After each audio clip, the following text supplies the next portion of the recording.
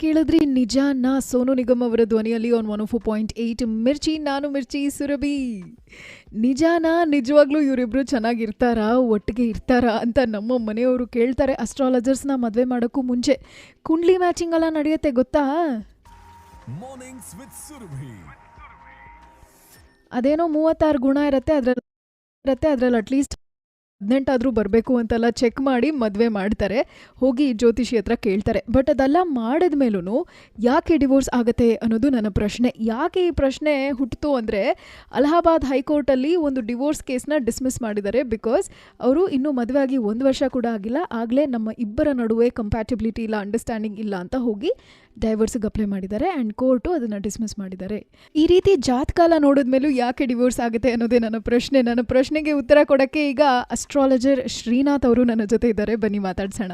ಯಾಕೆ ಡೈವರ್ಸ್ ಆಗ್ಬೋದು ಅಂದರೆ, ಕೆಲವು ಸಲ ಯಾರೋ ಅಸ್ಟ್ರಾಲಜರ್ ಹೇಳಿದ ಮೇಲೂ ಡೈವರ್ಸ್ ಆಗ್ತಾ ಇದೆ ಅಂತಂದರೆ, ಈ ಕರ್ಮ ಅನ್ನೋದಿರುತ್ತೆ, ಜನ್ಮ ಜನ್ಮದಲ್ಲಿ ಮಾಡಿದ ಕರ್ಮಗಳು. ಹೌದು, ಅದು ಅಸ್ಟ್ರಾಲಜರ್ ಬಾಯಿಂದ ಬರಲ್ಲ, ಅದು ಹೇಳಿಸ್ಬಾರ್ದು ಅಂತ ದೈವ ನಿರ್ಣಯ ಇರುತ್ತೆ. ಅದು ಕರ್ಮ ಅನುಭವಿಸ್ಲೇಬೇಕು ಪ್ರತಿಯೊಬ್ಬರು.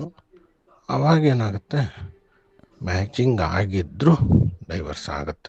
ಥ್ಯಾಂಕ್ ಯು ಶ್ರೀನಾಥ್ ಅವರೇ, thank you so much for your time. So Srinath ಅವರ ಪ್ರಕಾರ ಏನು ಅಂದರೆ, ನೀವು ಏನೇ ಕೆಲಸ ಮಾಡಿದ್ರೂ ಹುಷಾರಾಗಿ ಮಾಡಿ, ಬೇರೆಯವರಿಗೆ ಕಾಟ ಕೊಡಬೇಡಿ. ಬಿಕಾಸ್ ನೀವು ಬೇರೆಯವರಿಗೆ ಕಾಟ ಕೊಟ್ಟರೆ ಈ ಜನ್ಮದಲ್ಲಿ ಮಾತ್ರ ಅನುಭವಿಸಲ್ಲ, ಜನ್ಮದಲ್ಲೂ ಅನುಭವಿಸ್ತೀರಾ. ಸೊ ಹುಷಾರಾಗಿರಿ. ಅದೇ ಗಾದೆ ಮಾತಿದೆಯಲ್ಲ, ಮಾಡಿದ್ದುಣ್ಣೋ ಮಾರಾಯ ಅಂತ. ನೀವು ಯಾವ ಜನ್ಮದಲ್ಲಿ ಮಾಡಿರ್ತೀರೋ ಅದನ್ನು ನೀವೇ ವಾಪಸ್ ಅನುಭವಿಸ್ಬೇಕಾಗತ್ತೆ. ಹುಷಾರು. ನೀವು ಕೇಳ್ತಾ ಇದ್ದೀರಾ 104.8 ಮಿರ್ಚಿ ನಾನು ಮಿರ್ಚಿ ಸುರಭಿ, ಸಖತ್ ಹಾಟ್ ಮಗ್ಗ.